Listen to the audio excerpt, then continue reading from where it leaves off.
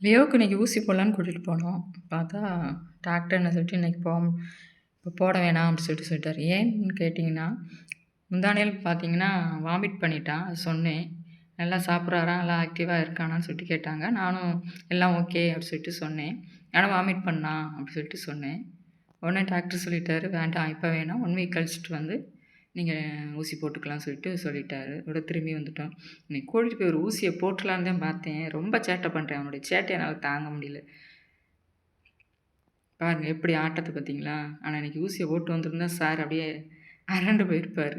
நானும் ஒரு பயத்தோட தான் கொண்டு போயிட்டுருந்தேன். ஐயோ! எப்படி ஃபர்ஸ்ட் டைம் நம்ம இன்ஜெக்ஷன் போட போறோம். இவன எப்படி நம்ம அங்க போய் மெயின்டெயின் பண்றது? அப்படி சொல்லிட்டு ஒரு பயத்தோட தான் போனேன். ஆனா டாக்டர் நெக்ஸ்ட் வீக் வாங்கன்னு சொல்லிட்டு அனுப்பி விட்டாரு.